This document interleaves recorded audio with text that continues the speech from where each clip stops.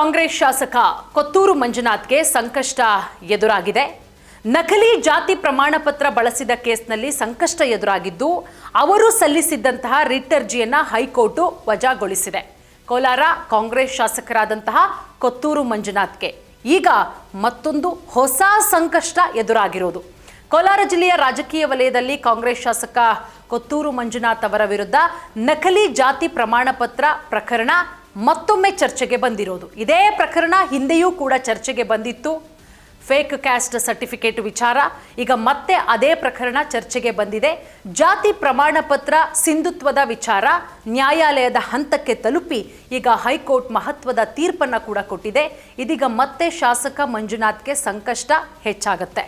ನೋಡಿ, ಮೀಸಲು ಕ್ಷೇತ್ರದಿಂದ ಚುನಾವಣೆಗೆ ಹೋರಾಡಲು ಪರಿಶಿಷ್ಟ ಜಾತಿಗೆ ಸೇರುವವರಿಗಾಗಿ ನೀಡಲಾಗುವಂತಹ ಹೇಗೆ ಅಂದರೆ ಬುಡುಗ ಜಂಗಮ ಜಾತಿ ಪ್ರಮಾಣ ಪತ್ರವನ್ನು ಬಳಸಿಕೊಂಡಿದ್ರು ಅನ್ನುವಂತಹ ಆರೋಪ. ಆದರೆ ವಾಸ್ತವವಾಗಿ ಅವರು ಬೈರಾಗಿ ಜಾತಿಗೆ ಸೇರಿದವರು ಅನ್ನೋದು ಈಗ ದೂರು ಕೊಟ್ಟವರ ವಾದ ಆಗಿದೆ. ಸೊ ಇದೀಗ ಮತ್ತೆ ಹೈಕೋರ್ಟ್ ತೀರ್ಪನ್ನು ಕೂಡ ಕೊಟ್ಟಿದೆ. ನಕಲಿ ಜಾತಿ ಪ್ರಮಾಣ ಪತ್ರ ಕೇಸ್ನಲ್ಲಿ ಶಾಸಕರಿಗೆ ದೊಡ್ಡ ಮಟ್ಟದಲ್ಲಿ ಸಂಕಷ್ಟ. ಈ ನಕಲಿ ಜಾತಿ ಪ್ರಮಾಣ ಪತ್ರ ಪ್ರಕರಣ 2013ರಲ್ಲೇ ದೊಡ್ಡ ಮಟ್ಟದಲ್ಲಿ ಸದ್ದು ಮಾಡಿತ್ತು. ಅವತ್ತು ಮುಳಬಾಗಿಲು ಕ್ಷೇತ್ರದಿಂದ ಕೊತ್ತೂರು ಮಂಜುನಾಥ್ ಅವರು ಆಯ್ಕೆಯಾಗಿರ್ತಾರೆ. ಆ ಸಮಯದಲ್ಲೇ ಅವರು ಬಳಸಿದಂತಹ ಜಾತಿ ಪ್ರಮಾಣ ಪತ್ರ ನಕಲಿ ಅಂತ ಹೇಳಿ ಸಾಕಷ್ಟು ಆರೋಪಗಳು ಕೂಡ ಕೇಳಿ ಬಂದಿರುತ್ತೆ. ಅದಾದ ಮೇಲೆ ಕಾನೂನು ಹೋರಾಟ ಕೂಡ ಆರಂಭ ಆಗುತ್ತೆ. ಮುನಿ ಆಂಜನಪ್ಪ ಎಂಬುವರು ಜಾತಿ ಪ್ರಮಾಣ ಪತ್ರದ ಸಿಂಧುತ್ವವನ್ನು ಪ್ರಶ್ನಿಸಿ ಅವತ್ತು ಅಂದರೆ 2013ರಲ್ಲಿ ದೂರನ್ನು ಕೂಡ ಕೊಟ್ಟಿರ್ತಾರೆ. ಅದಾದ ಮೇಲೆ 2018ರಲ್ಲಿ ಹೈಕೋರ್ಟ್ ದ್ವಿಸದಸ್ಯ ಪೀಠ ಮಹತ್ವದ ತೀರ್ಪನ್ನು ಕೊಟ್ಟು ಮಂಜುನಾಥ್ ಅವರು ಬಳಸಿದ ಬುಡುಗ ಜಂಗಮ ಜಾತಿ ಪ್ರಮಾಣ ಪತ್ರ ನಕಲಿ ಅಂತ ಕೂಡ ಹೇಳಿರುತ್ತೆ. ಜೊತೆಗೆ ಅವರು ಬುಡುಗ ಜಂಗಮ ಜಾತಿಗೆ ಸೇರಿದವರಲ್ಲ ಅಂತ ಸ್ಪಷ್ಟ ಕೂಡ ಪಡಿಸಿರುತ್ತೆ. ದ್ವಿಸದಸ್ಯ ಪೀಠದ ಈ ತೀರ್ಪಿನ ಆಧಾರದ ಮೇಲೆ ರಾಜ್ಯ ಸರ್ಕಾರದ ಜಾತಿ ಪರಿಶೀಲನಾ ಸಮಿತಿಗೆ ಮಂಜುನಾಥ್ ವಿರುದ್ಧ ಸೂಕ್ತ ಕ್ರಮ ಕೈಗೊಳ್ಳೋದಕ್ಕೆ ಹೈಕೋರ್ಟ್ ಕೂಡ ಸೂಚನೆಯನ್ನು ಕೊಟ್ಟಿರುತ್ತೆ. ಅಂದರೆ ಜಾತಿ ಪ್ರಮಾಣ ಪತ್ರದ ಸಿಂಧುತ್ವವನ್ನು ಮರುಪರಿಶೀಲನೆಯನ್ನು ಮಾಡಿ ಕಾನೂನು ಪ್ರಕಾರ ಮುಂದಿನ ಕ್ರಮ ಕೈಗೊಳ್ಳಬೇಕು ಅಂತ ಹೇಳಿ ಹೈಕೋರ್ಟ್ ಕೂಡ ಹೇಳಿರುತ್ತೆ. ಅವತ್ತು ರಿಟ್ ಅರ್ಜಿಯನ್ನು ಕೂಡ ಹೈಕೋರ್ಟ್ ವಜಾಗೊಳಿಸಿರುತ್ತೆ.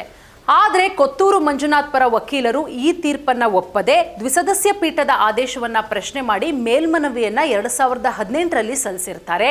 ತಮ್ಮ ವಾದದಲ್ಲಿ ಬೈರಾಗಿ ಮತ್ತು ಬುಡುಗ ಜಂಗಮ ಎರಡೂ ಜಾತಿಗಳು ಒಂದೇ ಸಮುದಾಯದ ಭಾಗವಾಗಿದೆ, ಒಂದೇ ಗುಂಪಿಗೆ ಸೇರಿದೆ ಅಂತ ಹೇಳಿ ಅವತ್ತು ಕೊತ್ತೂರು ಮಂಜುನಾಥ್ ಪರ ವಕೀಲರು ವಾದವನ್ನು ಮಂಡನೆ ಮಾಡ್ತಾರೆ. ಸೊ ಹೀಗಾಗಿ ಮಂಜುನಾಥ್ ಅವರು ಬುಡುಗ ಜಂಗಮ ಜಾತಿ ಪ್ರಮಾಣ ಪತ್ರ ಪಡೆಯೋದು ತಪ್ಪಲ್ಲ ಅನ್ನೋ ಅಭಿಪ್ರಾಯವನ್ನು ನ್ಯಾಯಾಲಯದ ಮುಂದೆ ಇಟ್ಟಿರ್ತಾರೆ.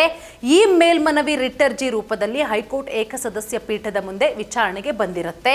ಇದೀಗ ಏಕಸದಸ್ಯ ಪೀಠವು ಎಲ್ಲ ದಾಖಲೆಗಳು, ಹಿಂದಿನ ತೀರ್ಪು, ವಾದವನ್ನು ಪರಿಶೀಲನೆಗೆ ತೆಗೆದುಕೊಂಡು ಕೊನೆಯಲ್ಲಿ ರಿಟ್ ಅರ್ಜಿಯನ್ನು ವಜಾಗೊಳಿಸಿದೆ. ಅಂದರೆ ದ್ವಿಸದಸ್ಯ ಪೀಠ ನೀಡಿದ್ದಂತಹ ತೀರ್ಪನ್ನು ಸರಿಯೇ ಅಂತ ಮರುಸ್ಥಾಪಿಸಿದೆ.